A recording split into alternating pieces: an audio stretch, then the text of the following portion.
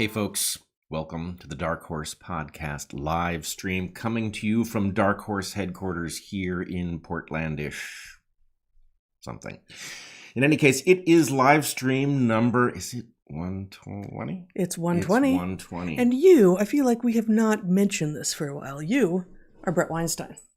And Yes. I am Heather Hying. I am Dr. Bret Weinstein. You are Dr. Heather Hying, and this may become relevant in this here podcast as we are biologists. Most of you know that. Yes, but, doctors of philosophy, which many PhDs do not actually take seriously, nor do their departments. In fact, I once had a historian, I believe it was, laugh at me when I suggested that actually the PhD that academic scientists earn is precisely because one ought to be schooled in the philosophy of science. And she thought that was hilarious because so patently untrue. And I have to say, largely it is untrue, but not in our case and not in many other scientists' case. You ought to be schooled in the philosophy lest you get schooled by the philosophy. That's what happens if you don't understand the philosophy of science. Is that right? It is. I Okay. mean, we've seen this again and again. All sorts of people walking around with PhDs who skipped the philosophy of science and then turn out to say absurd, foolish things and have no idea that's what they're doing. You know, we're going to talk about all sorts of woman stuff today. But afterwards, we both have one or two other things we want to talk about. And I actually don't know what's on your list. But on my list is sharing an op-ed that was just published in the BMJ, the British Medical Journal, and just a paragraph out of in which they invoke Karl Popper, one of our favorite, not infallible, but one of our favorite philosophers of science from the mid 20th century. So we're gonna go back. We're gonna go back circle on there. Initially, a skeptic of Darwinian adaptation, Indeed, or at least a skeptic that it could be rigorously studied, who then later came around. Which many people do not realize because in his early writings, that skepticism is front and center. But you know who else was early on a skeptic of what would become known as Darwinian selection was Darwin. Quite right. Himself. Quite right. So you know, people, as evidence comes in and as they have other experiences in the world, change their minds. Yep, which we call flip-flopping. Is it only if we're fish or Right, politicians? Yeah, flopping. Yeah. All right. So announcements before we get into all that womanly stuff and philosophy of science and various other things that you want to be talking about. We will, at the end of this intro section, be bringing you 3 ads, as has become our wont. We are, as ever, grateful to our ad sponsors, which this week are Blinkist, MD Hearing Aid, and Ned. So we'll get to that in a couple of minutes. We continue to get great feedback, and the translation rights are selling. I don't know if translation rights could sell like hotcakes because it's sort of a slower rate than that. But to our Balka Hunter-Gatherer's Guide to the 21st Century. And if you are interested in how biologists come to understand things like sex, and what it takes to be a woman, for instance, I recommend our book. I do not have what it takes. No, you don't. No, and you never will. We don't know that. Yes, we do, and I am grateful for that.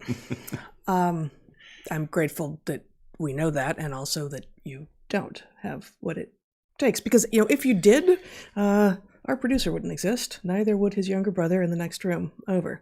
That's right. Yeah. We would not be his producers as we are. He would not be our producer as he is. Right. This is getting confusing quickly, isn't it? Well, that's what happens when you start talking about what it is that makes a woman. No. Okay. We're streaming live on both YouTube and Odyssey, and the chat is live on Odyssey if you want to join it there. Excuse me. And shortly after the stream is over, we will of course be doing our Q&A. You can ask questions at www.darkhorsesubmissions.com for the Q&A. And actually, both this main episode and the Q&A will go out on Spotify. That's started happening, and people seem to be liking that. So there were requests. So Spotify has both the video and the audio. Tomorrow on my Patreon is our monthly private Q&A, which we have a ton of fun with. It's small enough that we actually do engage with the chat and do engage with people who are there at the time, and then we leave it up for patrons. So you can join. The questions have already been asked. We will go through those, or I will go through those tonight and sort of prioritize them, and then we'll go through them, but also veer off in various directions for our 2-hour Q&A tomorrow at 11. Questions have been asked, but they are maturing. And then we will get to them tomorrow. They are, yes. I've uncorked them, and they are breathing as we speak. Yes. Before we come, I swear we're sober. I mean, it's early. Why wouldn't we be? Of course we are. Exactly. We're not the sort of people who wouldn't be at this point. Or have we ever been? No. Before we come back to you next week with episode 121, you will have one of your 2 Patreon conversations of the month. The Saturday one being the Coalition of the Reasonable. Okay. And it is full of very reasonable, awesome people. Excellent. And let's see, what else? Various other things. We have the same stuff that we've had for a while, but there's a diversity of it at store.darkhorsepodcast.org. Get your t-shirts and your blankets and your bags and such there. I posted this week, as I do every week, on naturalselections.substack.com. Probably this upcoming week. I haven't written it yet, but it's going to be something related to the vein of what it takes to be a woman, because that does seem to be one of the things that is grabbing a lot of people's attention and strangely confusing to people who until yesterday knew this because Ever it was more obvious. so. Yeah. And before we get into the ads, we wanted to introduce you guys to a new venture called the Digital Public Square, which I have a little script for, but you wanted to specifically introduce it. I wanted to say that a number of us have noticed the encroachment of tyranny in various places. It has been widely discussed on social media. Interesting stuff happened this week, actually. Tucker Carlson and the Babylon Bee were both suspended on Twitter. Really? Yeah, it's pretty. I heard about the Babylon Bee. They took Tucker Carlson and the Babylon Bee at the same time. They realized that one of those is a parody account and one of them is not. Right? No, parody is wrong. Sarcasm. I don't even know what. One of them is a parody account, irony, and the other one is somebody who is hardly going to be silenced by suspending him on Twitter. So anyway, yeah, it's fascinating stuff. And they were suspended for, effectively, I've forgotten the term that Twitter uses, but basically mean-spiritedness. Were they not being hateful conduct? They weren't being collegial, maybe. Right, which raises a certain question, which is... We've heard that in an academic context. Do we really want an entity like Twitter being the arbiter of when content is hateful, right? I certainly don't. I think that sounds incredibly dangerous. But Twitter apparently does think that that's the appropriate role for it. So anyway, people have noticed that this is not a stable place for anybody with an opinion that is contrary to the mainstream, even when the mainstream's opinion is generated out of bullying. And it's not even the mainstream opinion. It's just masquerading as the mainstream opinion. So we have teamed up with folks over the course of years trying to figure out what the way out. And the recent spasm of tyranny surrounding all things COVID and other Team Blue phenomenon has lit a fire under several of our friends, and they are hard at work on a project which Heather is about to describe. Yeah. So we will link to samizdapp.com where you can learn more in the show notes. But in the meantime, we have this little bit of introduction. Heterodox thinkers have cause for concern about censorship and manipulation on the social web. A handful of centralized platforms have cornered what should have been the digital public square and now have outsized influence over our public conversation, exactly as Bret was just talking about. Decentralized alternatives offer freedom from this influence, but full participation tends to require more digital elbow grease than most people have patience for. There are some solutions, but it requires really paying active attention to your tech life, and by and large, people want to be able to forget that, to background it. The Samizdapp project is bringing a plug-and-play experience to the decentralized web. Just like Roku adapted internet streaming to TVs built around cable providers, SamizDApp is adapting the decentralized web to phones and tablets built around central servers.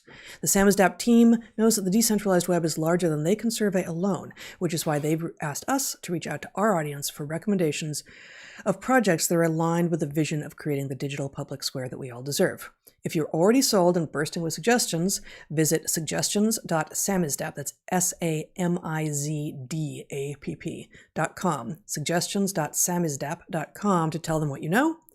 If you're interested in the concept and want to learn more, visit samizdapp.com and read the manifesto. And if you have a better name for the project, email stopbeingana@samizdapp.com. That's included last minute, I believe. Anything more you want to say about? I mean, I think so. It actually doesn't look like the Substack link, but at least they've also produced the manifesto, I guess, on the Substack. I believe that link does take you there to the rationale. Samizdapp is a play on samizdat and app. Yeah. So anyway, the better name is in order, but samizdat is very much the right concept. I like it, and so I was kind of pronouncing it SamizDApp to make it clear that it's the app, not the. I don't even know what to call samizdat. What kind of a thing is it? Well, in any case, the dissident literature from behind the Iron Curtain is the concept, that is the trope. So in any case, very interested to see how this project develops. Very excited for it, and it's not a moment too soon. We are in danger. Indeed. All right. So now, without further ado, hold on. A couple more announcements. Oh, okay. One, several of you wrote in with what I took to be a brilliant suggestion that I move my microphone so that when I talk to Heather, which is something I have enjoyed doing for decades, that it does not cause my audio to drop out. So you will note. Yeah, mine is usually, but mine has been readjusted in my absence, I guess. Don't know. Can't say what happened. I don't think it was you. I think it was the cats. Second thing, I don't want to forget to mention that Akira the Don, you all know who Akira the Don is. Akira the Don has taken my Dr. Seuss poem and has turned it into, I don't know what to call it. Is it a song? I guess it's a song. But anyway. It's a musical circus act. He's turned it into a thing. The poem was already sort of a circus act. But you all will remember awesome. when the powers that be were trying to convince us that there was something wrong with Dr. Seuss and therefore something wrong with those of us who still like the guy. And anyway, I delivered a poem right here on DarkHorse, and Akira the Don has done things with it. So check that out. We will put a link in the description, and you can all enjoy. Probably Akira the Don needs a name for the genre that he seems to be inventing. Let's see. Was there another announcement? Maybe that's it. All right. As I mentioned, we have 3 ad sponsors this week, and we are grateful to all of them.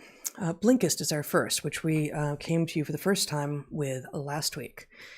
Blinkist is a company founded on the idea that almost none of us have the time to read everything we'd like to read.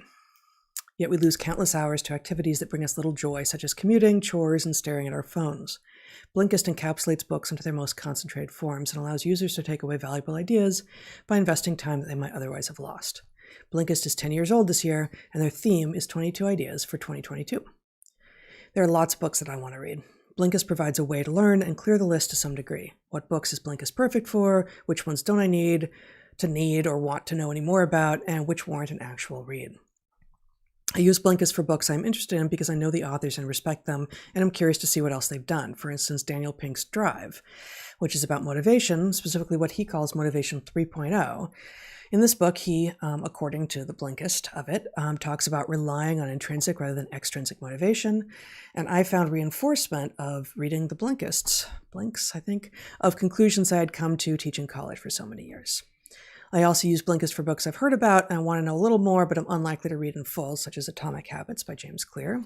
And I think that kind of very straightforward book is really perfect for a Blinkist approach. And I also use it as a kind of library. I have on my nightstand, for instance, Debt by David Graeber, but it's very long and I haven't gotten very far into it. Looking up debt on Blinkist, I find other books on similar topics that are intriguing, much like browsing the stacks of a library. This process of discovery can be some of the most wonderful aspects of looking through Blinkist, finding things you didn't know you were looking for, didn't know existed, and quickly learning something new. Blinkist has abundant and excellent content to help you become more empowered, inspired, and motivated in 2022. And right now, Blinkist has a special offer just for our audience. Go to Blinkist.com/darkhorse to start your free 7-day trial and get 25% off a Blinkist premium membership. That's Blinkist, Blinkist, Blinkist.com/darkhorse for 25% off and a 7-day free trial. Once more, Blinkist.com/darkhorse. And our second sponsor for this week is MD Hearing Aid. Everyone can empathize with what it feels like to be left out of a conversation that others are enjoying, but largely, hearing loss is invisible to those of us without it. MD Hearing Aid was founded by an ENT surgeon who saw how many of his patients needed hearing aids but couldn't afford them. He made it his mission to develop a quality hearing aid that anyone can afford. He recognized that about 95% of people who need a hearing aid only require a few settings, so he removed some components that are not needed by most people and cut out the middleman. Now, MD Hearing Aid makes a rechargeable hearing aid that is FDA registered and costs a small fraction of what typical hearing aids cost. They aim to fit so well that no one will know you're wearing them. The rechargeable batteries last up to 30 hours. Their Volt Plus model is water resistant in up to 3 feet of water, and you don't need a prescription to get one. You buy it directly from the source, where audiologists and licensed hearing specialists are available 7 days a week. Here's a testimonial from a friend of ours who has substantial hearing loss and who relies on hearing aids. As we've mentioned many times before, we only take sponsors for products that we can directly assess and will use ourselves, or in a few very rare cases, there are very few very rare exceptions to that, and this is one of them. So we asked a friend who relies on her hearing aids to try these out, and this is what she said. With my particular type of hearing loss, a deep male voice in a noisy room is the hardest situation for me to hear and understand speech. I wore the MD hearing aid to have a conversation with a deep-voiced man in a room with a lot of white noise. The MD hearing aid passed the test, as my conversation partner's voice was clear and understandable. At a price point of under $1,000, I was amazed at how effective they are. So, MD Hearing Aid has brought affordable hearing to over 600,000 satisfied customers. Plus, they offer a 45-day risk-free trial with a 100% money-back guarantee. So get clinic-level care for 80% less with MD Hearing Aid. Go to mdhearingaid.com and use promo code DARKHORSE to get their buy one, get one $299.99 each when you buy a pair deal. Plus, they are adding a free extra charging case, a $100 value just for listeners of Dark Horse.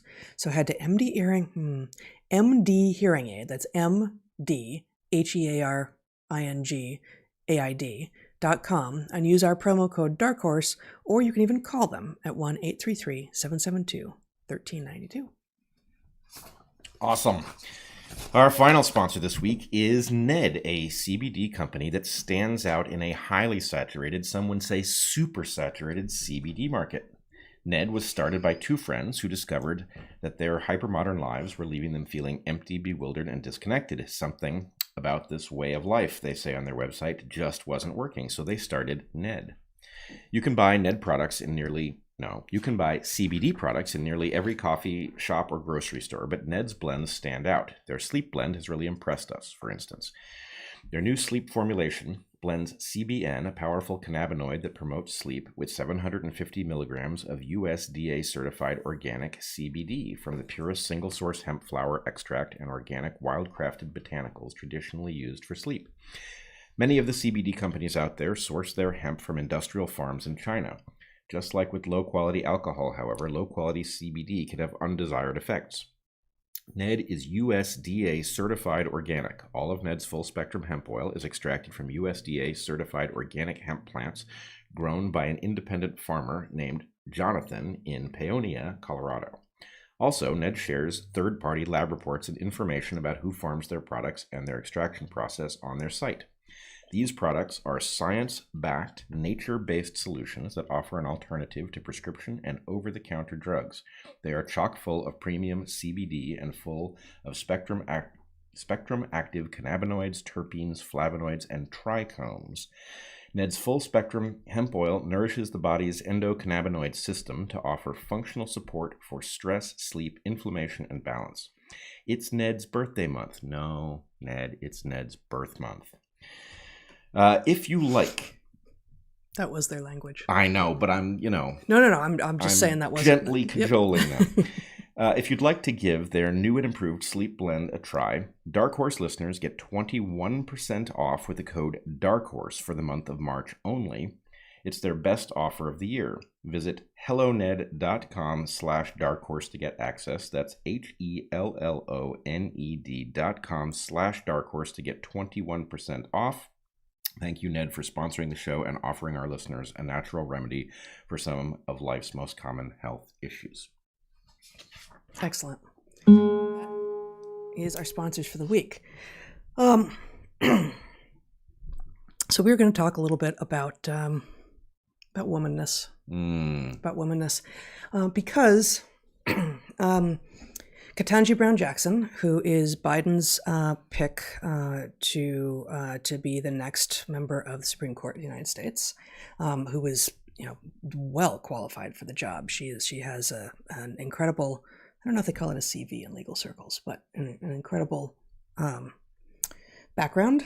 Yeah, I don't think it's a CV. I think it's a resume. But. Yeah. Okay. But somewhat famously, she was asked in the hearings this week if she could, after a little bit of back and forth, if she could define what a woman is. And she said, no, in this context, she could not define what a woman is because, quote, I'm not a biologist.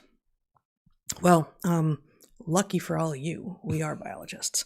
And we can define what a woman is, but I should say it doesn't take a biologist to define what a woman is. And before you interrupt, yeah, all right. I wanna just say that I was going to cede the floor because, of course, what it is to be a woman is to be sort of deferential and to always let the man take the lead and to probably go clean some stuff up or maybe make a cake or something. That is what it is to be a woman. Is that right? Not an expert exactly, though I'm going to explain it because that's what it is to be a man. But you're a biologist, which is the expert that we've been called on to seek, and we are both biologists, and yet clearly your manness should trump my womanness in answering the question on account of what now? Well, all right. Let me start my interruption and splaining. Do explain. I'm going to explain. Mm-hmm. I actually think her answer was perfectly justified. It's not that I think she couldn't have given the obvious answer, and that would have been equally justified. But at the current moment, I certainly understand that from the perspective of somebody for whom this is not their core interest in the world, that being asked the question to define a term like this, it's not a simple, well, it is a simple matter, but it's not necessarily obvious that it would be a simple matter because people have raised all sorts of complexities, which I will point out are irrelevant to the definition. So I'm going to interrupt you now. All right. We're going to go back and forth a lot because there's a lot to say here. But I went ahead. First, what rang in my ears was Kelly J. Keane, right? The awesome British feminist. Also a woman who also goes by Posey Parker. We've both been on her show. Somehow not a biologist, and yet she seems to have a really good grasp of this. Famously says, adult human female, right? It's just not that hard. So I didn't know if this was her formulation, so I went ahead and looked it up a few places. Mm-hmm. Okay. I went onto dictionary.com, adult female person. Okay. Merriam-Webster online, also adult female person. And then I pulled out, I went for the big guns. In fact, I had to wake our producer up this morning to pull out the OED. Okay. So we happen to have a hard copy of the OED. We actually had 2 hard copies of the OED because both of our parents got these for us when we were children. And at some point we're like, we're in this for the long haul. We do not, in fact, need 2 hard copies of the Oxford English Dictionary in our home. So we only have the one at this point. Here it is. This is, of course, the box is falling apart. The second volume. This is P through Z plus the supplement and bibliography. And their definition of woman is also just take a look at the text here. This is it it ain't big. Women right? in this book have been belittled along with everything else. Along with everything else. Yeah.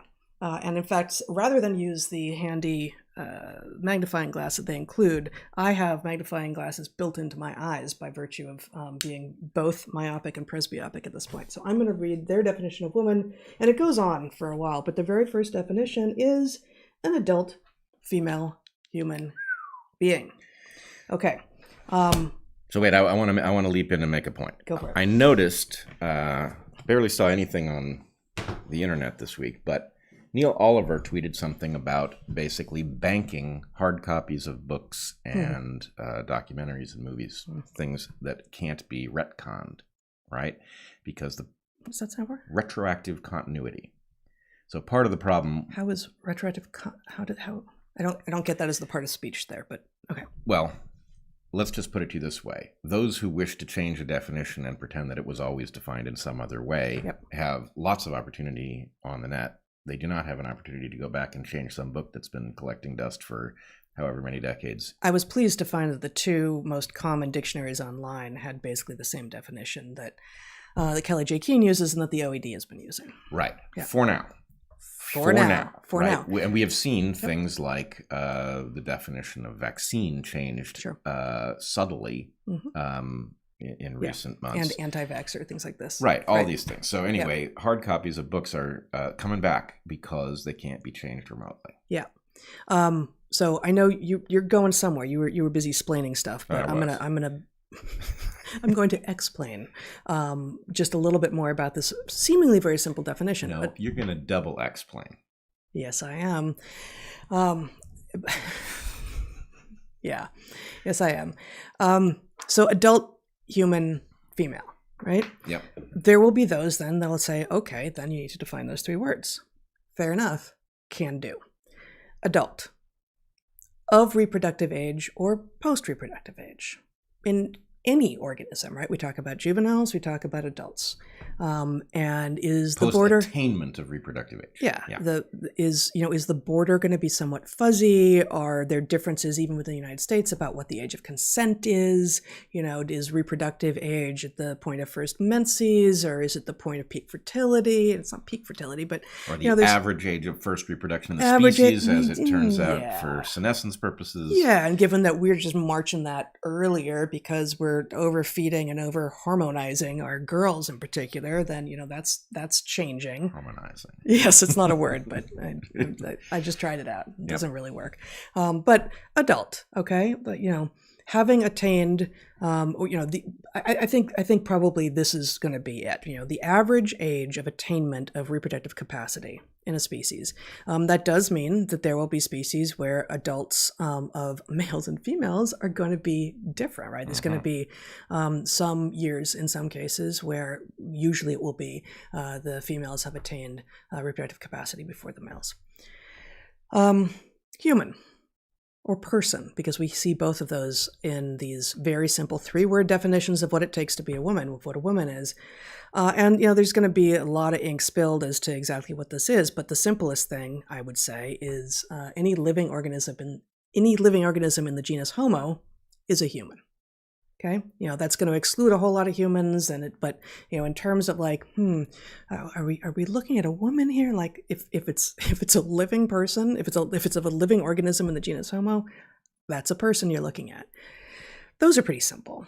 Female is going to be the one where people get their panties in a wad. Shape. Their knickers in a twist is the way we say that without getting evicted from the internet. No, but if we were across the pond, we would get evicted from, we'd have to just keep hopping across the pond depending on which of these we want to say. So, female, okay? Adult human female is what a woman is.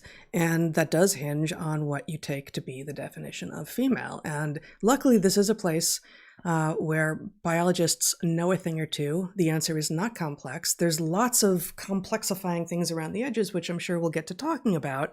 But the fact is that the female of a species is that individual that can or will or has in the past produce eggs.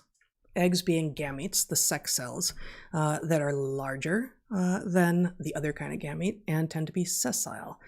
They're rich with cytoplasm, and they don't tend to move around much. By comparison, the male of the species produces gametes that are little and tend to be mobile or motile in the language of sperm. So in plants we call them pollen, and in animals we call it sperm. But if you have or will or have in the past had the capacity to produce little tiny zippy gametes, then you're male and therefore not a woman. And if you have or will or have in the past had the capacity to, or could have had the capacity to, absent some other problem, produce larger cytoplasm-rich, largely immobile gametes, then you are a female. And thus, if the other two things apply, if you are both an adult and a human, you're a woman. So, a number of things. One, if I wanted to, I could throw all sorts of challenges at the definitions you just gave. Please do then. Well, this would be an exercise in sophistry, and I think once again we have to recognize that the central question here is one of sophistry, right? The whole idea that we are somehow compelled to define woman, a term that everybody knows the definition of, right? Mm-hmm. And a lot of people are now pretending they don't. But the point is that we get dragged into this is the result of sophistry. Now, I think it's very important that we actually respond in this case because of the claim that it's because I'm not a biologist that I can't answer the question. Although, again, I will defend that answer. I think that was probably the right thing for her to say. Because the problem is a layperson does not know what to do with the meaning of the ambiguities, right? In other words, if I take, let's say Sarah from the Bible, right? Okay. Is Sarah a woman? I don't know the Bible. I don't know if you've picked a weird example here. Well, I've picked a person that we don't know existed, right? She may be a Bible story, okay, right? And therefore she may be a depiction of an adult human female, but that doesn't mean that she is a woman. Or if the story is the story of Sarah in the Bible include her having born children? No. The person in the Bible, I'm picking Sarah because she is a female biblical name, right, who shows up in the Bible, I believe, in adulthood. Now, if the story depicts her entire life, she is born, which probably it does, then the question is Sarah a woman? Well, then we could get into pedantic stuff about the fact that the story depicts her entire life. Anyway, I'm not arguing any of this is important because we all understand exactly how you deal with that ambiguity under normal circumstances if you didn't have enemies trying to cloud the issue. So my only point is we are being dragged into a world of sophistry. Somebody being dragged into a world of sophistry has the right to simply refuse to participate. And that right will be abused. Many people will refuse to answer questions that we pose about important things by claiming that we are engaged in sophistry. They will be wrong. We don't engage in sophistry. But the point is, in a world of landmines, this answer that actually, okay, if we're going to get technical about what a woman is, then maybe we ought to bring in a biologist, strikes me as a reasonable answer to the question, as much as I would have preferred her to say adult human female, right? I would prefer it, but I think, for example, mm-hmm. I saw Eric tweeted. Eric, your brother. Yes, mm-hmm. tweeted a response to this. And his mm-hmm. point was basically the one we are making. This is not a difficult question. Mm-hmm. But he included in his definition an exclusion for intersex people, which is absolutely unnecessary, right? I understand why he did it, right? Because there can be ambiguities that blur boundaries. You and I would point to gametes as the defining characteristic, and nobody, as far as we know, produces both gametes. But even if they did, right, that's not inconceivable. Even if they did, the point is these nuances do not change the fundamental definition. And I would point, as you and I taught repeatedly when we were professors, the fact that you cannot, you've got a mountain, you've got a valley. At some point, you've gone down the mountain far enough to be in the valley, but there's no way to define what moment that is. Does that mean mountains and valleys are a social construct? No, The river's in the valley. It's not on the mountaintop, right? So yeah, this category though is a hell of a lot less fuzzy than that. As I have said many times, many places, written many essays on this. And as we have talked about, as we have written into the book and all, gender is the software to the hardware of sex. Sex is binary, and yes, there are some mistakes. Yep. In humans, mistakes, developmental mistakes or genetic mistakes. But just like having zeros and ones in your machine code, and then occasionally having missing data or a question mark doesn't render it non-binary. Sex is still binary. Gender being the software of sex means, basically the behavioral expression of sex. And are there lots of, do I have a lot of gender nonconformity? In part because I grew up with a dad who did a lot of stuff that I thought was really cool, and I wanted to, do the kinds of things he was doing. Yeah. Does that in any way call into question whether or not I'm either a woman or female? No. Well, it makes me perhaps less feminine, which might be the gender description of sex stereotypical traits, but that's fine. And that says absolutely nothing about the underlying reality of whether or not I am a female or male, woman or man. But you are hearing me say something that I am not saying. My point is those rare exceptions exist. Even if they were common, it wouldn't matter. It is not necessary to include an exemption for them because the definition works as is. Yep. And my point would be, this is true for many things for which we have definitions and are not falling all over ourselves to make these, excursions into sophistry. So, for example, the definition of electric versus electronic, right? This is a well understood distinction, right? Electronic involves encoding information into the passage of electricity through a circuit, right? But it is not hard to come up with examples that, one could argue either way, right? Well, you've picked an example that I have exactly zero history with. I mean, I've built some electric circuits and all, but you ask me to define, the distinction between electric and electronic, and you have only defined one of them even. So you only did half the job here. I don't inherently know. I have a sort of a gist of a feeling for what the difference is. But I really think that, in part because that is a human-made system, reasonable people can disagree more compellingly than, and not only is the system human-made, but the categorizations are human-made. And the fact is that female exists as a category completely outside of whether or not humans exist. Because what the definition of woman is includes the word human in it.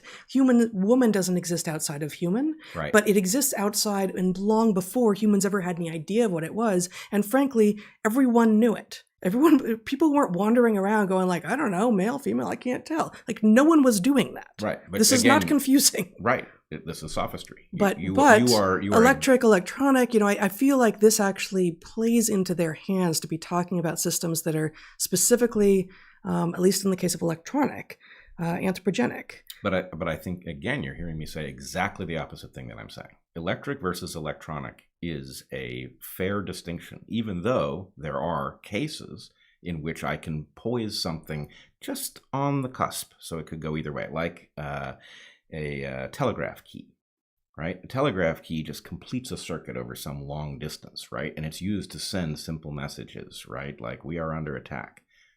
So the point is, it's by its design, it's an electrical circuit, but it's playing the role of an electronic circuit, and you could argue it either way. But the point is, somebody who would pull out that example and say, well, you are falsely drawing a world of electric versus electronic stuff, right? That person would be engaged in sophistry. The point is, there are a tiny number of examples. Yes, we could, use we could agree that a light bulb is electrical and not electronic. And then we could agree that if I leave a particular light on, that it means something, right? So we can poise things on that cusp without actually challenging the fundamental nature of definitions. And the point is, if you apply the same standard the sophists are using, then we wouldn't be able to talk about anything. True. Absolutely true. I just think that it is further confusing and further adding fuel to the insane fire that is somehow erupting around all of us now. To use, by comparison, to an ancient truth. So there have been two sexes for something between 1 and 2 billion years with a B. Whether or not our lineage has been sexually reproducing that entire time is not totally clear. We can't go back in time with that amount of clarity. Probably so. But we can know for sure for at least 500 million years we have been reproducing sexually. So to say, but okay, here's some examples from a sphere that is, electric exists outside of humans, but electronic doesn't. We have created electronic systems to be using two definitions, one of which does exist outside of humans, one of which doesn't. It just muddies the waters. I don't feel that this is a useful comparison, because it precisely contributes to the idea that some of these people will call themselves postmodernists. Some of them will call, they'll have lots of names for themselves, but the gender queer, lots of names. But the idea that you are what you say you are, that female is just a feeling, that humans can be sequential hermaphrodites, no, and no. It's just entirely false. Of course, which is why I'm saying the definition is adult human female, and saying something like excluding intersex people, the definition is adult human female, is unnecessary, because adult human female covers it, no matter what. Even if you had somebody who produced both kinds of gametes, that you and I would agree is a special case. Yeah. Right. And I guess also, and I actually a while back I made a misstep on Twitter and said, I've been using the word hermaphrodite historically, both accurately when applied to other organisms, because there are many other organisms out there, which are, in plants we would call it monoecious, having both sexes on one body, so they can potentially self-fertilize. And famously, like banana slugs are hermaphroditic. They have both sets of both male and female parts, and they can act as male or act as female in any particular sexual. In fact, you've described the case of self-fertilizing. As far as I know, slugs don't self-fertilize, but they mutually, the male parts of one fertilize the female parts of the other, and vice versa. I do not know of any examples, and I would like to hear if there are of simultaneous hermaphrodites that are animals that self-fertilize. Plants do it, but they do it as a last resort. Self-fertilization will always be a last resort. Yeah. But I don't think that any of the simultaneous hermaphrodites in animals self-fertilize. But they can be either female or male. They are both at the same time. And then they can have basically the gender, what we call in non-humans, the sex role of female or male when they meet the thing that is behaving the opposite way. So that's simultaneous hermaphrodites. And sometimes, and then of course we have sequential hermaphrodites, things like clownfish famously, right? Like a lot of reef fish and some other organisms, some other animals can be one sex and one sex only and have all the behavioral manifestations of that sex, that is the gender or the sex role, and then they can actually transition, actually turn into the other thing.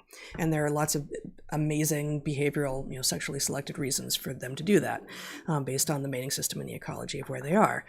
But humans who are intersex have been called in the literature hermaphrodites somehow, and they're not. And this is what I got. I used the term hermaphrodite uncarefully, and I got called to account for it. And whoever it was who called me to account, this is a while back, was right, because hermaphrodite is a description of a functional system. Hermaphrodite is either, again, simultaneously or sequentially, having both sexes in a single individual, either at the same time, simultaneously, or over the course of a lifetime, sequentially. Whereas there are no human hermaphrodites. When intersex happens, it's not functional. Yep.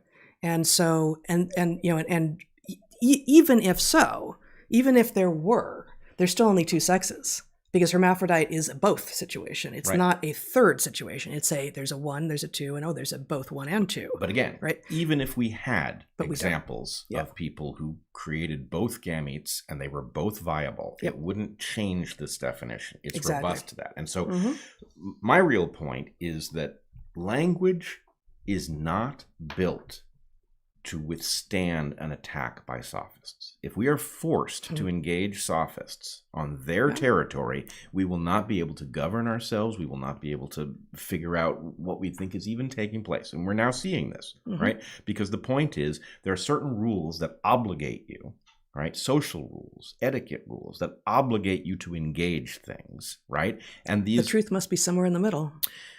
But the point is, it doesn't work. And Right. science also. So, at the point that Ketanji Brown Jackson says that she's not a biologist. Ketanji Brown Jackson says she's not a biologist. She is actually deferring to something that itself can't agree. And it's not because it's ambiguous. It's because the social pressure not to accept a simple definition for woman. Wait, what do you mean? She's referring to something. She's deferring to biologists, saying this is a question for biologists. We know why she did that. She knows it's a minefield, right? Well, but I mean, so I have more to say about what is actually going on with regard to sex in organisms, but I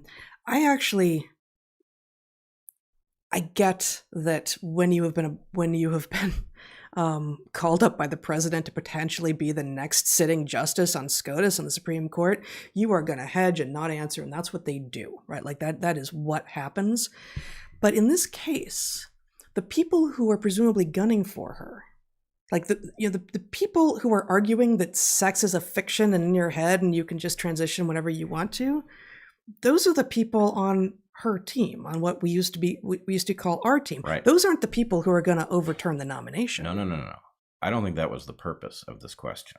I think the purpose of this question. But she doesn't need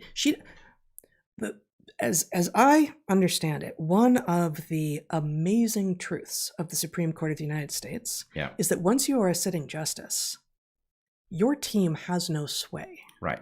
Your team has no sway, and her team appointed her because your team would appoint you, and her team is the one, former team, I don't even know what, Team Blue are exactly the people who are at least pretending to be confused on this front. There's a tiny number of people who are legitimately confused, and I'm sorry for them, and I wish we could unconfuse you, but most of y'all are just pretending to be confused. And she, with her past, with all of her wisdom and education, and I trust that she has actually been educated, and she actually knows a lot about the world, knows damn well what a woman is. Of course, we all do. And she is at no risk of being canceled by Team Blue. That's not the point. The point, this is the same flaw that exists in our system of elections for members of the executive and legislative branch, right? Where you get an opportunity as somebody is trying to get into the office to get concessions from them, right? That you then hope will bind them once they reach the office. It doesn't work at all. Right. Okay? It's bullshit. But the point is, we still labor under an independent judicial branch. Independent. Of course, that's what it's supposed to be. Yeah. But the reason that we are having this conversation is that she was asked a question designed to basically get her to paint herself into one corner or another, right? I don't think if she was... I guess I would be very pleased to see people paint themselves into the corner of reality when it's so freaking unambiguous. Of course you would. And the other side would be very glad to watch anybody who paints themselves into the obvious corner be emulated so that But she won't be. I'm not saying that. I'm saying this is the opportunity to create a system of penalties and rewards designed to constrain somebody. This is the worst possible place to try to constrain somebody because the court is designed not to allow it. But it doesn't mean that that's not the game that's being played, or that she is going to be used as an example for others who are not in the same context. And so, that may be it, because I honestly, I'm just not buying. I'm not buying the argument otherwise, because it feels like usually there's going to be a gotcha moment, a series of gotcha moments, and it's going to be like, if you say the thing we know you're thinking, then we're not going to confirm. Right. And it's the opposite. It's the opposite situation here. Right. But my point is, like, she'd be more. I mean, I think she will be confirmed, but she'd be more guaranteed to confirm if she just state the obvious. I don't know what would happen if she stated the obvious. And like we're arguing about the most basic thing, that toddlers recognize. Right. But this is my point. It's the sophistry, right? And the right answer to sophistry is, come on, Senator, you know what a woman is. We all do, right? That's the right answer to the question. No, but then the senator is going to say, well, then define it for me. No, it's no. not And going to get then the point is, there is no legitimate reason to ask for such a definition. Of course, I'm capable of defining it, as are you, as is anyone in this room. But the entire idea that anything hinges on the ability to define obvious things, right, is evidence that something with this process has gone seriously awry. And so my point is, look, you and I are now dragged into a conversation where we, as biologists, are weighing in on what a woman is, right? That's dumb. Now, I don't think we have a choice about it, right? Because especially in light of the fact that she invoked biologists. And I think this is legitimate. She, too, will have seen biologists on Twitter or YouTube or wherever claiming that this is ambiguous and sex isn't the simple thing we once thought it was. And all of the stuff that we have seen, right? That's because, like language, science is not robust to sophistry. It's not robust to pressure campaigns designed to unmake reality for political reasons, which is why we are having this fight in the first place. And so the simple answer is, this is really as simple as you thought it was. Yes, there are interesting things that happen in other creatures. Yes, there are interesting errors that happen in human development. None of it changes the basics here at all. Anybody who says that it does change the basics is motivated by something else, which may well be fear. It may be fear of what happens if they say the obvious. And so they may be doing exactly the wrong thing, and they may be, reneging on their agreement with the rest of us and pretending that something is complicated that isn't. But the trick is, how do we get back to a place where we aren't compelled to engage sophists and we do not empower people to claim anything they don't want to answer is sophistry? In other words, what we need is a good faith environment in which only sophistry is dismissed on this basis, but sophistry is reliably dismissed so that we don't get dragged into taking apart civilization because somebody's got a bunch of gotcha questions that we're going to struggle to answer simply. Do you have an answer? How do we get back to that place? Well, I think we need to recognize that. And then I want to talk about tortoises. That it's happening. Well, before you get to tortoises, I want to point out But no, answer my question first. You said, how do we get back? You asked the question, how do we get back to a place where I guess we are not obligated to respond to sophists because they are at risk of burning down civilization? Obviously, it's a big question, but do you have the beginning of an answer? Yeah, I got the beginning of an answer. Yeah. The beginning of an answer is this is a matter of a social contract where those of us who are dependent on civilization have to recognize that above all else, this must hold. That if we empower sophists, what must hold? That sophistry does not have to be answered in order to proceed, right? And the point is that but that's gameable. That's sophistry. I don't have to address that. My point is, right? What you need is, let's say, Democrats and Republicans to agree that the republic will fail if sophists are allowed to steer the conversation, and in fact, every conversation, which they are now doing, right? And so the basic point is, we may not be able to agree on anything else, but we should agree on this principle. Right, that sophistry does not require an answer, and that the abuse of the claim that something is sophistry is a problem. And there's got to be some no man's land. Devil's in the details in terms of operationalization, though. No, it's not, because the point is we all know what a woman is. And anybody who can't say that they do at this moment in history has failed on the agreement. And anybody who says we all know what a woman is, there may be some nuances that I'm not schooled enough to understand, but nonetheless. Okay, but we can't all provide definitions of electronic versus electric. No, that's a case where specialists face this issue. So there's a lot of space in between there where some people will say you're just engaging in sophistry, and other people say, I really legitimately just am not paying attention to that thing. Right, so then we need an agreement on that, which is to say that sophistry does not require an answer. And there's some gray area where we can't tell quite whether something is sophistry, and those things probably do require an answer. We need to err in the direction of answering, but there's a point at which you've gone far enough that you have indicted yourself. And I want to give an example of this, okay? Mm-hmm. A Twitter thread showed up. A friend of ours pointed, I think you probably saw it, but pointed us to it in a shared chat. Zach, do you want to put up the,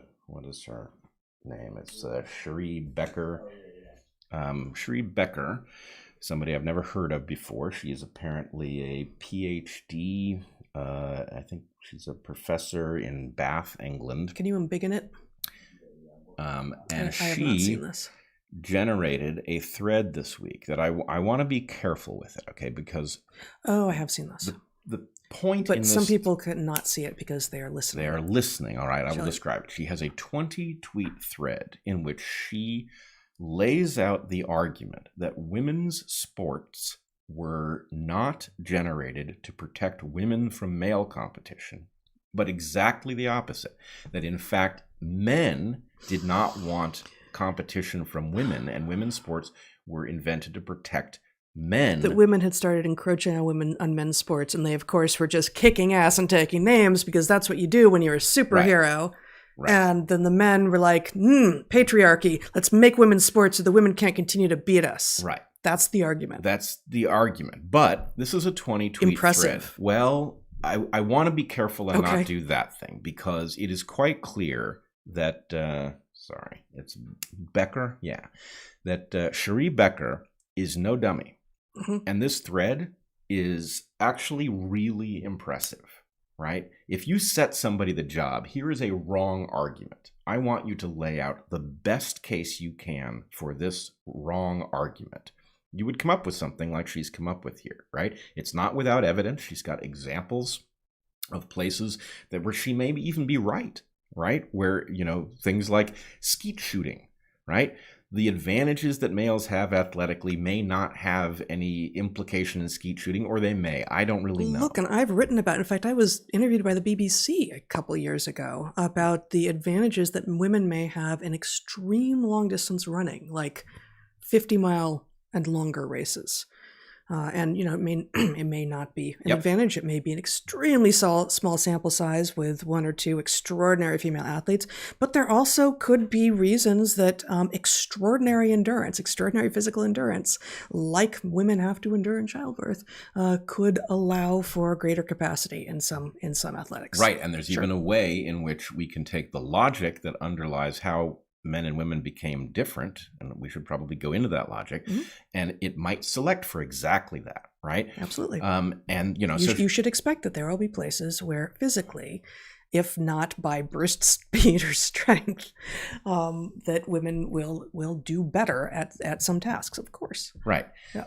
So, in any case, my point is, the temptation when looking at a thread like this is, come on. And that's right in one way. But, oh, come on, you're a dummy, and that's dumb, isn't right. The argument is actually really well architected, and that's the problem with sophistry. So that's your point here, is that is whether or not Dr. Bekker knows that that's what she's doing, she is engaging in extraordinarily high-level sophistry. Extraordinarily high level. And it's really important that you have a right not to respond to this. Now, on Twitter, you can just not respond. But the point is, her argument is... one that the fact is I looked at this thing and I was expecting it to be nonsense, right? And I can tell where the bodies are buried in her argument. She's got 3 examples of places where women actually were threatening to men in some way. One of them being skeet shooting. I've forgotten another one, which was like skeet shooting, where physical strength was irrelevant. And then one of them had to do with a threat in football, where women obviously are not capable of competing with men in football, but they were competing for attention. I think men were at war and women started playing football. And so, who knows what the truth of this example is, but it's obviously not a case where female athletic prowess was a threat to men. It's obviously just sort of loosely in the same neighborhood, right? And then she uses... the endurance, and certainly, I did not read the thread. I don't know the examples you're talking about, except by virtue of you saying them just now. But this sounds like a caricature. But men are at war, so women start their own football league and they start playing football. It's a little questionable. I feel like women would start a different sports league. But okay, fine.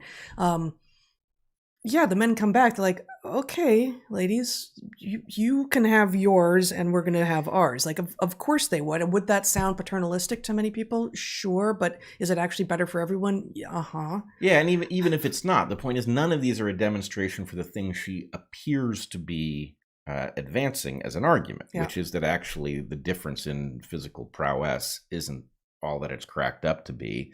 And the point is, men were threatened, and so they created women's sports to keep them out of their leagues, which is not true. Right. But the overarching point is, look, sophists are not inherently dumb.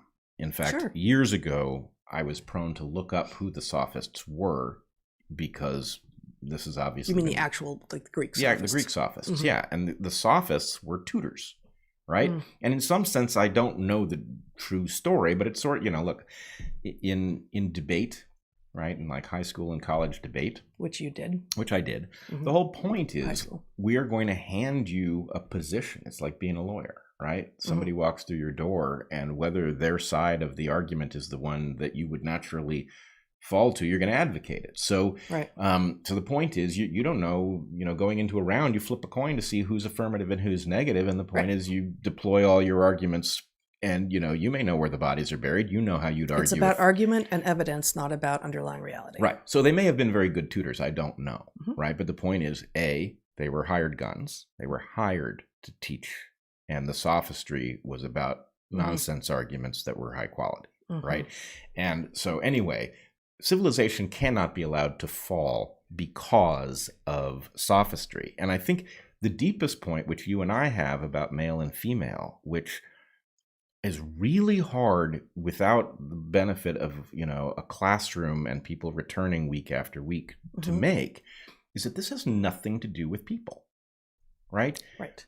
Well, this is, I mean, as I mentioned, however, 20 minutes ago or so, like, some of the people who call themselves postmodernists make this error. And I don't actually know to what degree it's just an obvious bastardization of some of the core interesting principles in postmodernism, of which there are a few.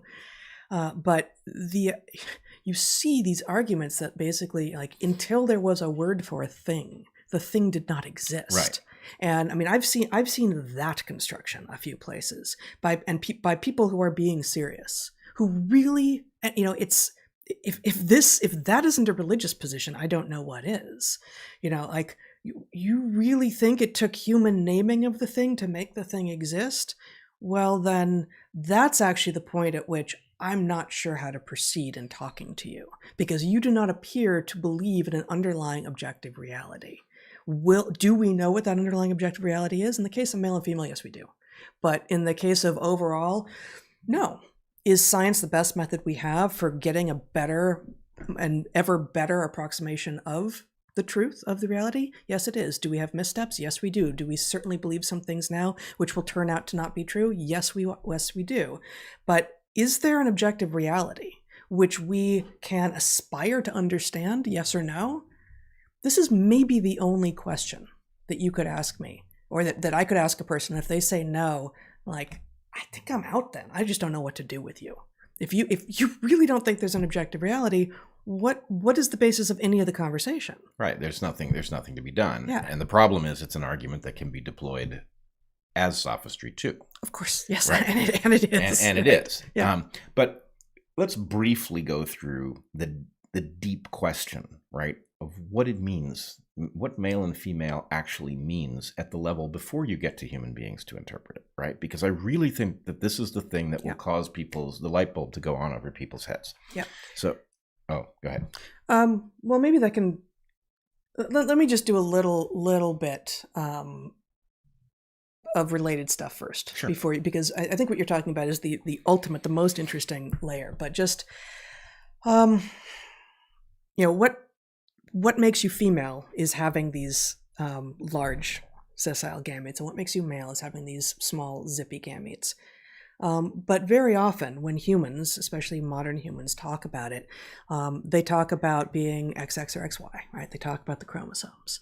And in humans, as the vast majority of mammals, there being a few very weird exceptions at the base of the mammal tree, the monotremes, the echidnas, and the duck-billed platypus, which have like, God, what is it, like 10 or 12 pairs of sex chromosomes? It's crazy. I thought it was 5, but anyway, maybe it's a 5 and they got 10 in pairs. I don't actually remember. And it's variable between the 3 or 5 species, depending on how many echidnas you think there are. Anyway, the marsupials and the placental mammals, the 2 other major groups of mammals, which are basically every mammal that you can think of that's not an echidna or a duck-billed platypus, not basically, that is everything, have what's called genetic sex determination, which means that we have, all of us, a pair of chromosomes, and if a pair of sex chromosomes, as opposed to all the other autosomes that we have, and it's variable between species. Like humans have 23 pairs of chromosomes, and that 23rd one is the sex chromosomes. Chimps, and I think bonobos, who are together our closest living relatives, have, is it 24? And their diploid number is 48, or is it 22? I think it's different than ours. It's definitely one off, but I don't remember which way it is. Yeah, I think it's one more. I think so too, but I don't totally remember. So, and there's going to be, I'm sure there's other mammals out there whose haploid number, whose how many pairs of chromosomes do you have is 23, like ours, and they aren't going to be as closely related to us as the chimps and bonobos. And so in us, in chimps, in giraffes, in kangaroos, in wombats, in sperm whales, even female sperm whales, there is a pair of sex chromosomes. And if you have 2 X's, then you're female. And if you have an X and a Y, then you're male. But it's not that that is what underlyingly makes you female. That's what determines your sex. Okay, so in mammals, we have XX determines that you will become female, absent other weird developmental things that might happen. And if you're XY, that the position at that last set of chromosomes determines what sex you are. There are other species, there are other clades that have genetic sex determination, birds famously, but in birds it's the opposite. And so we use different letters, we use W's and Z's, but whereas in mammals, females are the homogametic sex, meaning we have two X's as opposed to the heterogametic sex for males, an X and a Y. In birds, females are heterogametic, and they have a Y and a Z, and males are homogametic, and never remember if it's 2 W's or 2 Z's, whatever. And that actually has some interesting implications for how their ecology plays out, but they still have genetic sex determination. Whereas, and we're just sticking to vertebrates here, there's lots of species of vertebrates that don't have genetic sex determination at all, that don't appear to have anything in their chromosomes that says, aha, got it, I'm going to set you down the path to being male or female. They have some form of environmental sex determination. So in many oviparous species, for instance, that is egg-laying species as opposed to viviparous species like us who give live birth, you have the temperature of the egg at a critical moment in development that determines what sex you will be, which means at the point that egg is laid, it is still open. You still could become male or female. But any individual that kind of doesn't become one or the other isn't viable, is an evolutionary dead end. And so just a few examples. In tortoises, males develop from eggs that were in that critical period at low temperatures and females at higher temperatures. In many lizards and alligators, it's the opposite. Females develop at the lower temperatures and males at the higher temperatures. And in crocodiles and snapping turtles, both cool and warm temperatures during that critical period during egg development turn into females, whereas it's the intermediate temperatures that produce males. So there's all sorts of ways to determine whether or not you, some developing embryo, are going to become male or female. And in species with environmental sex determination, things like if you live in a place that is warming, you might suddenly have a population crash because now you've got all females or all males. This is going to be a problem. Whereas for organisms like mammals and birds with genetic sex determination and several other species as well, the temperature at which we are incubated doesn't seem to matter. And of course, with mammals, we're endotherms and we have viviparity. And so we've got this constant internal gestational environment. But for birds who do lay eggs, yes, mama and depending on species, papa birds sit on the eggs and keep them warm, but that keeping them warm doesn't change what sex they are because that's already on board in their genetics. So all of these things are true, and none of it changes the underlying thing, which is that whether or not you got there because you developed cool, you developed hot, you had an XX, you had a ZW, if as an adult you are capable of producing large sessile gametes, you are female. And if as an adult you are capable of producing small zippy gametes, you are male. And that cannot be changed. All right.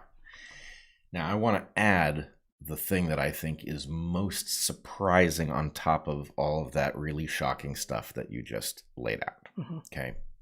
Imagine that you walk into a forest, right? Imagine that you exist 5,000 years ago before we understood any of this, right?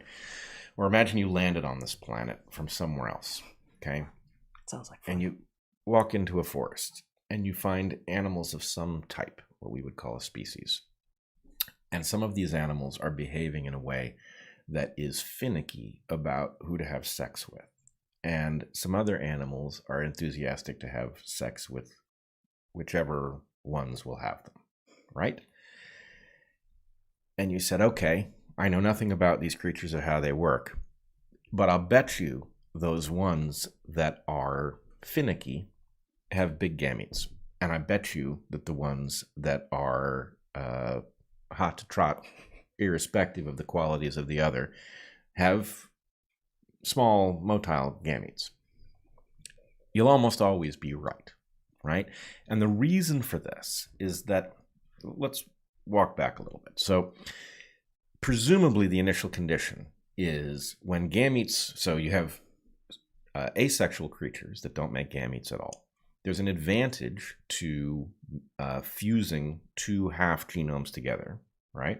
We can debate about what that is, and it's actually not entirely certain. It's a little harder to come up with a robust argument for why the genetic variation that comes from sexual reproduction is a good thing. We'll go into that some other day. But for the moment, let's just say that there's a reason that natural selection invents sexual reproduction repeatedly. It's not for all creatures, but for many creatures, it appears to be essential. So selection invents this thing. Presumably, when it first does, you get two gametes that are the same size, right? We would call that isogamous gametes. Now, isogamous gametes is a stable equilibrium. It's an unstable equilibrium, which means that you can't tell which way it's going to go, but it can't stay where it is, because as soon as one type of creature starts cheaping out on how much it invests in these gametes, the other one can't cheap out in response. It actually has to overinvest. And so what you see... The additional problem, well, two additional problems, are the reason for one of the sets of gametes to be large is because you can't make a baby just with DNA. Right. You need the cytoplasmic structure, the cellular machinery, and someone's got to bring that. And if you both bring it, if both male and female bring it, they're going to argue, actually, right? They're going to argue about whose cellular machinery to use. Maybe. And in part because there is mitochondrial DNA, right? There's actual genetic material in some of the cytoplasm. And then also, if you're both kind of middling size and kind of both have some cytoplasm, and then when you get together, you might argue about whose mitochondria to use. You're also both kind of slow and lumpy, and you're going to have a harder time finding one another. So exactly as you say, there's an unstable...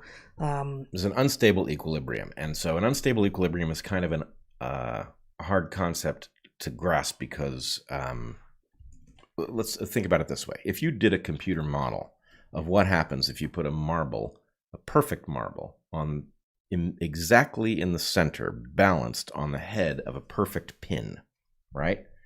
The computer will tell you that the marble doesn't do anything. It doesn't fall off. Why? Because it doesn't know which way to fall off. It's equally likely to fall off in all ways, which holds it right there. Now, in our experience, this never happens because there are no perfect marbles, there are no perfect pins, and there is no perfectly stable environment where you won't have the tiniest bit of wind or the tiniest shaking of the earth that will cause it to be slightly more this way than that way. And once it's slightly more this way than that way, then it goes that direction. So the point is, the equilibrium is a technical fact.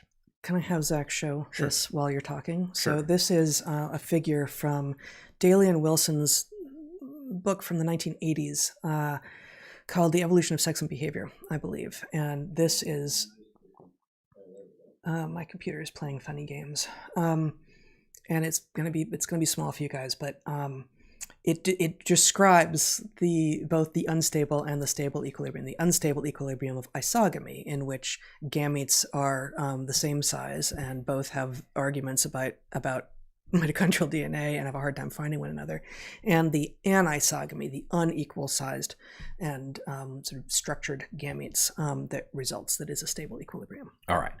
So equal sized gametes is the initial starting condition. It immediately breaks apart in favor of a small motile and a large sessile gamete.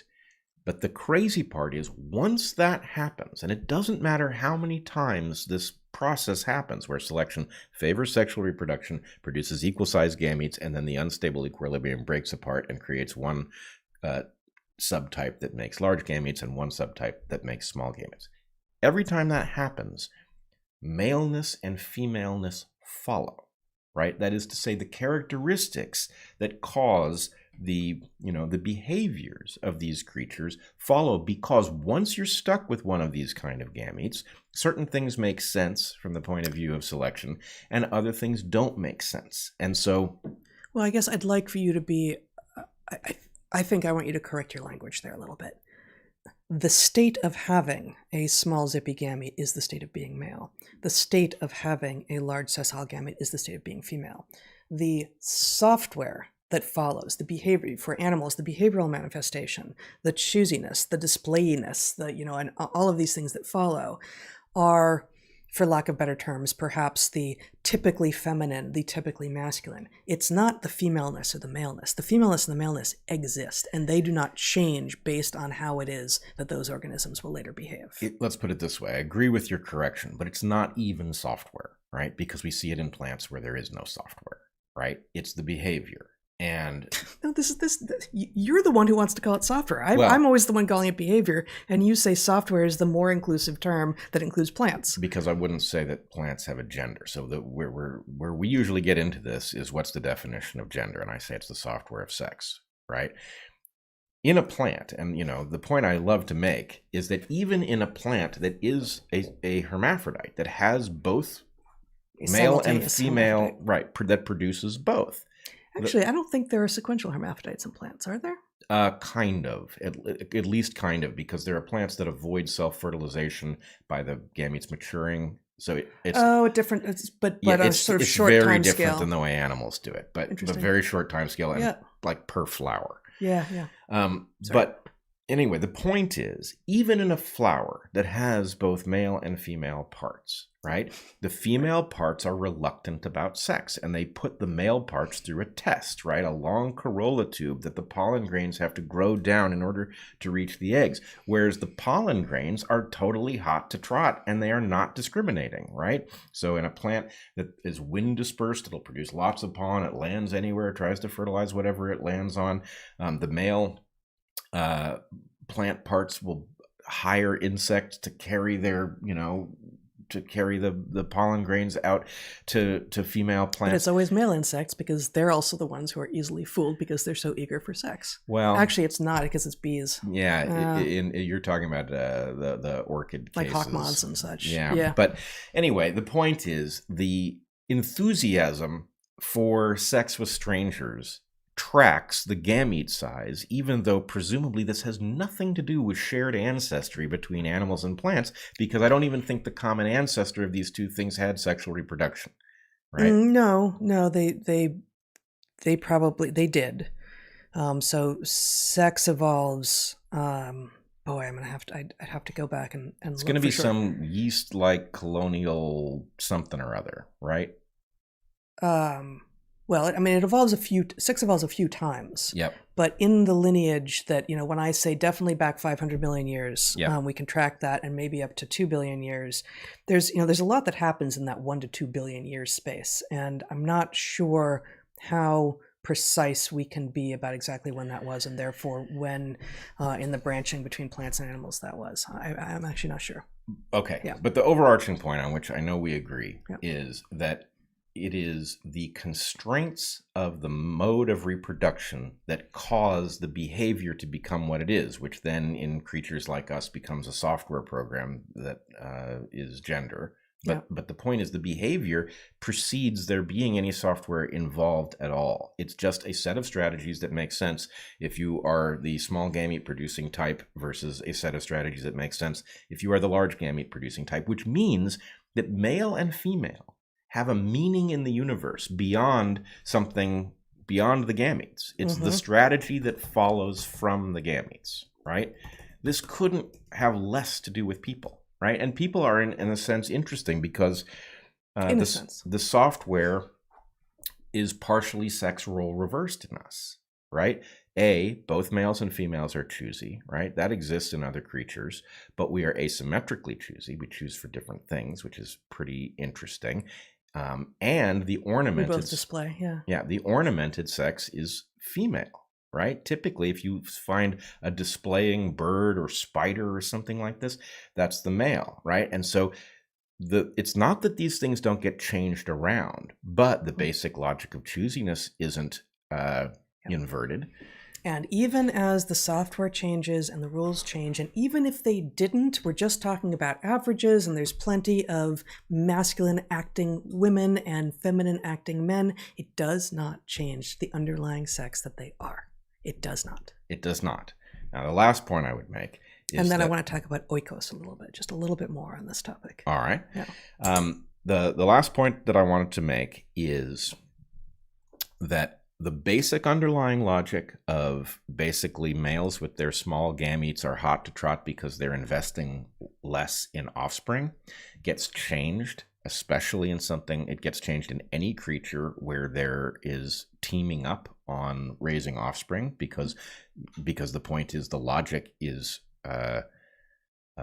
unmade to the extent that males are cheating on investment by producing small gametes that contain very little. As soon as males are forced to invest, then they view the world in a way that is more symmetrical to the way females naturally view it. You would get more symmetry in those species, but you would also have species with sex role reversal, where you have something about the ecological conditions has created a system in which males are investing more than females. So something like polyandrous birds, like jacanas, or sea geese.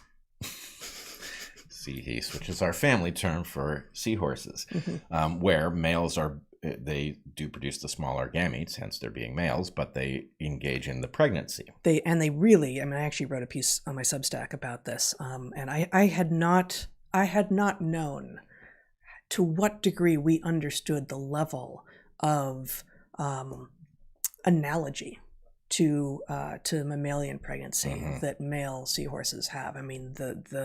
The cardiovascular and I believe neurological, but certainly cardiovascular integration of the fetus with the father's body is extraordinary in seahorses. They really? Yeah, they are actually pregnant, and obviously, the egg didn't come from them, so they brought this in, but then it embeds in a way that is extraordinarily like pregnancy. All right, so yeah. The way you'll understand the point if this, but they're still males. If this makes sense to you, there are things about the interaction between the baby seahorses and their father, who is male because of the gametes that he produces, that are beyond what you will understand, that are beyond what we understand, that are likely beyond what we will ever scientifically understand about the system. However, the underlying logic of the system is relatively easy to understand, which is if you're gonna invest, you're gonna be choosy, right? Yes. That's the driving force. And the point is it takes no complexity to see it, right? Yeah, and just think that through. Just think like, okay, if I'm going to invest, am I going to take everything that comes at me? In any context at all. Like, no, if you're going to invest, you're going to be choosy. Right. There it is. And so to the extent that you have sophists arguing that, it's the patriarchy that caused women to be reluctant about casual sex, just think it through for yourself. No frickin' way. Right? Yep. The fact is, if having sex is going to stick you with an offspring that you're going to carry with you for 9 months, give birth to, and then have to take care of very intensively for, 6, 7, 8 years, and then, to some extent until it's 15, 16, 17 years of age, right? You don't want to produce such a thing willy-nilly, and you don't want to produce it without an agreement to co-parent if such an agreement is a possibility. So hence, females will be coy about sex, right? That has nothing to do with the patriarchy, right? In fact, the patriarchy protects women because, both men and women have an interest in the women in their group being protected from men who would inseminate them and run off. There's plenty of places where the patriarchy, which is not a word I tend to use, does not protect women at all or very well. And one of those places is another boy I heard from, is with what's happening now with regard to our apparent inability to understand what women are, which is thus allowing men to claim that they're women and to beat women in sports, which is a much, it's both important and not nearly as important as the fact that once you have that, then you start letting men into women's prisons and everywhere else. Like all the dominoes fall. So wait. Let's be clear about that. Mm-hmm. The problem here, so first of all, I'm not a believer in the patriarchy. I believe that there is a patriarchal force, but the patriarchy is a made-up fiction that cannot exist because it doesn't make sense for male to gang up on female, given that the majority, in fact the huge majority of everybody's genome doesn't know in the next round whether it's going to be male or female. But I heard that the reason get even do it. Yeah, I know. I know. There's this crazy, this, but for our audience, there's this insane and apparently taken seriously in some circles theory over in I don't even know what fill in the blank studies that argues that the reason that humans are sexually size dimorphic, which is to say men are on average bigger than women. We all know this. Is because historically men were constantly stealing food from women, and thus women were starving, which caused them to be smaller, and the smaller women did a better job of surviving because they didn't need as much, but that's only because the men were always stealing food from them. Right. Which, so actually, though, I don't say this very often, but I can't even. Right. But the point is, this is like somebody starts with the human case and they've never thought about the other cases in nature, because there's dimorphism of both directions, right?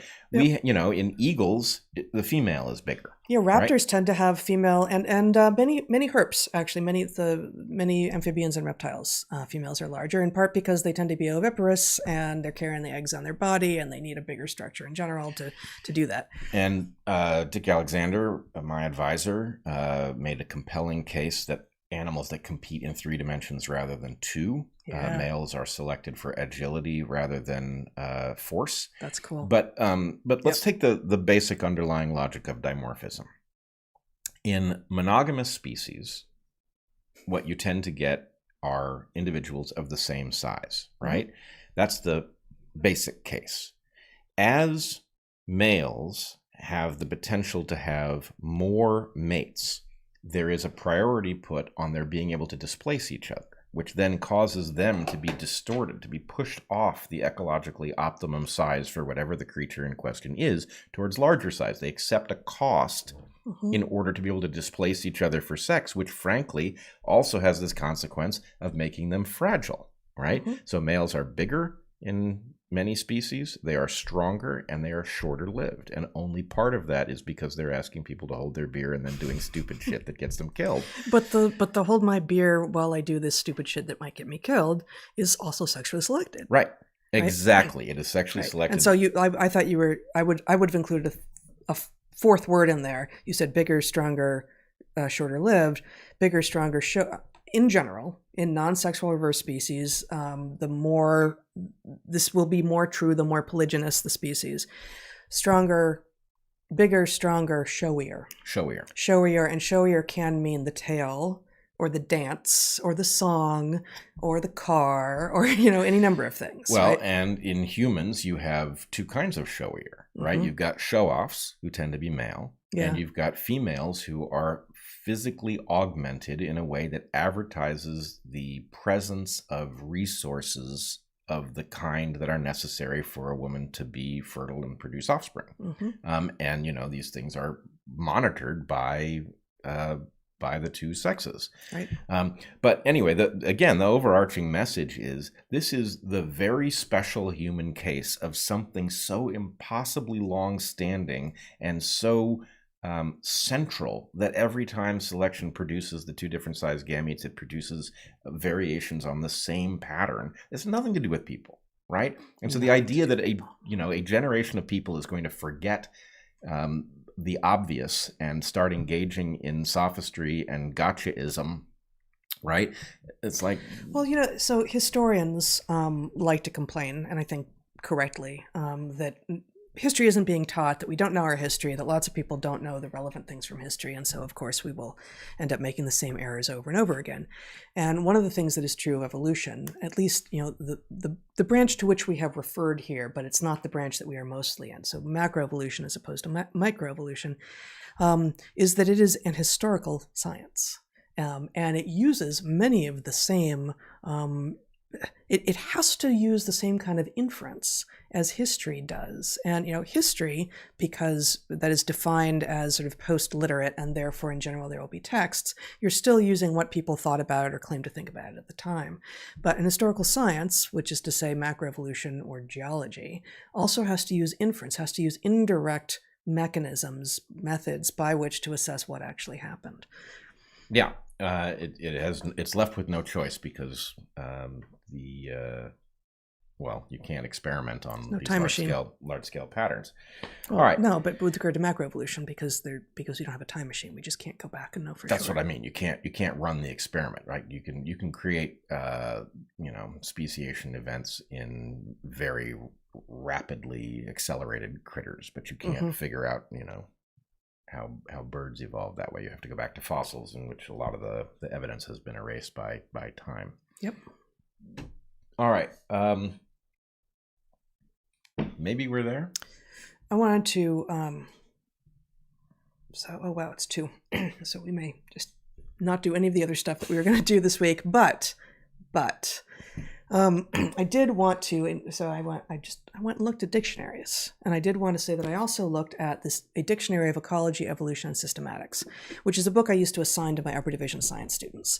I think that the second edition, which is what this is, which was published, the second edition was published in 1998, reprinted in 2003. That's the version I have here. At least while I was still teaching, they had stopped at the second edition and it wasn't being republished much. But I went and I decided to look up the relevant terms here. And of course, woman isn't in here because this is a dictionary of ecology, evolution, and systematics. Systematics basically being macroevolution, the deep history. And it's a fabulous resource. It really is. Female, though, I looked up female, and to my surprise, not at all, found the egg-producing form of a bisexual or dioecious organism compared to male. Okay, so that's all exactly as we have already described, but I thought, oh, right, dioecious. Well, dioecious warrants a definition, and while I assumed that both of us could provide one off the top of our heads, I looked it up in here as well. And it says used of plants or plant species having male and female reproductive organs on different individuals, unisexual. Dioecious compared to monoecious or trioecious. And trioecious. Right. And so that's where I went, oh, what? Well, I looked up trioecious, and let's see, did I tag it? I did. Trioecious. So let's just say that dioecious is what we call hermaphroditism in no, No. dioecious is monoecious is what we call hermaphroditism in animals. So we just, because botanists and zoologists, I don't know, don't get along or just generated words separately, we very often have different words for the same things.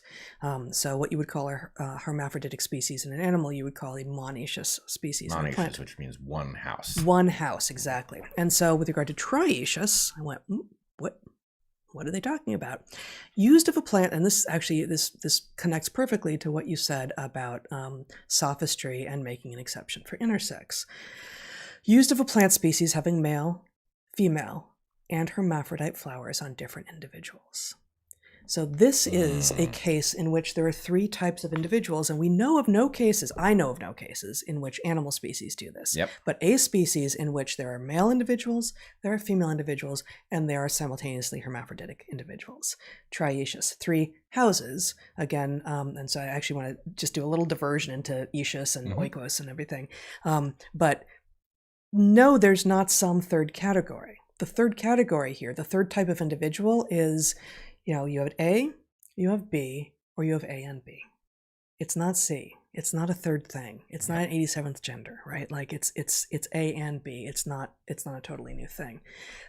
So that sent me, just because I went here and I thought it was kind of fun, into eocious, which is the same root as the echo, actually, in ecology and economics, comes from the Greek for oikos.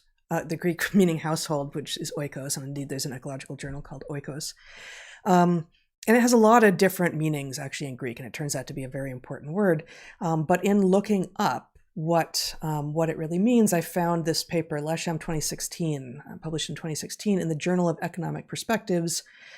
The paper is called Retrospectives. What did the ancient Greeks mean by oikonomia, which I guess is the root for economics? And I just wanted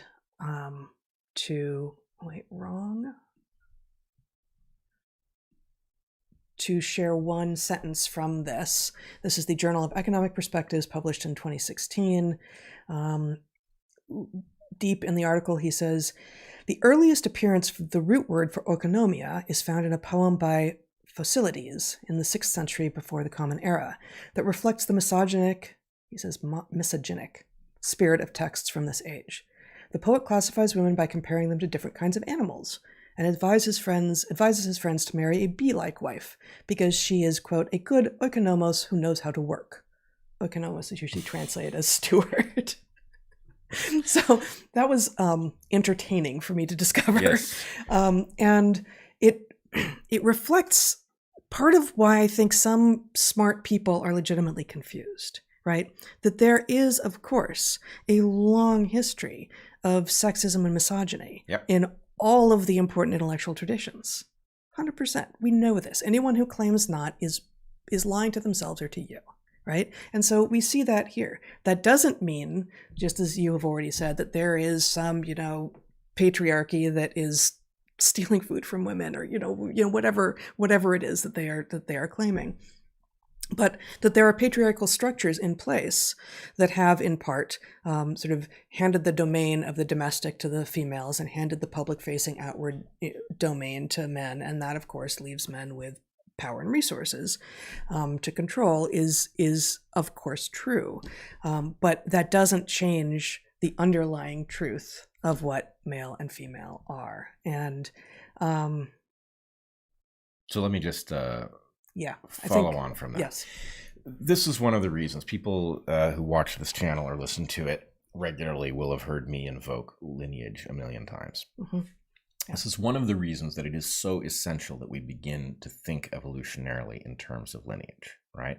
Because as long as the problem is that the individual is more tractable, right? It is easier to comprehend, right? What is the lineage, right? Well, the lineage is actually a fractal, right? You are part of many lineages simultaneously. So it's a little bit hard to wrap your mind around it and what level is operative in any given interaction. Mm-hmm. But until you do, you can start thinking that there is a patriarchy and that patriarchy is inflicting things on women, right? And the point is, no, that wouldn't really make any sense in a lineage context, right? The lineage may divide things very unfairly. In fact, pregnancy itself is very unfair, right? Tell me about it.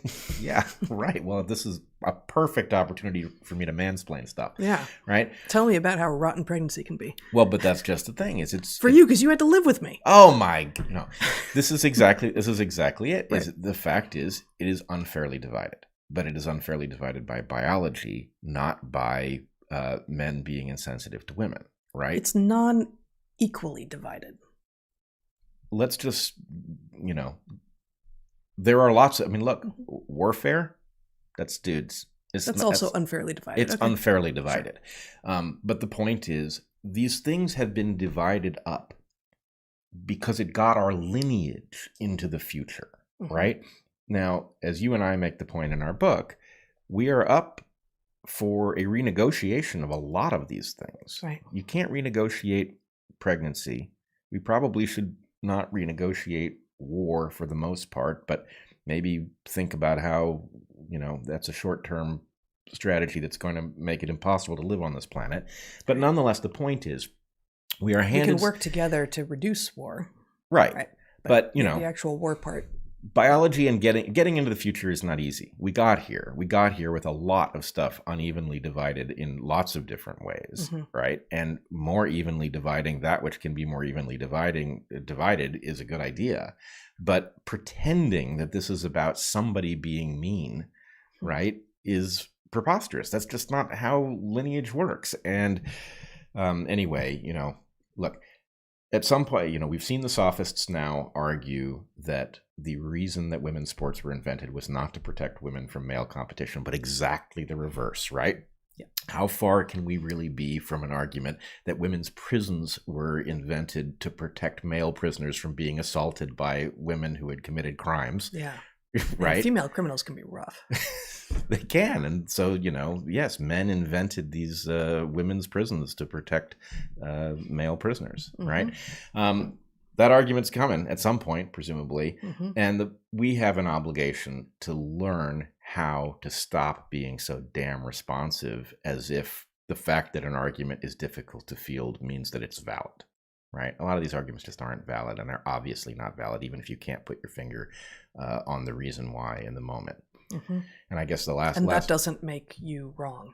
Right. Yeah. So I would point out that there's a trick that people will use in arguments sometimes, which is if you say something, they will ask you to define a word in what you've said, right?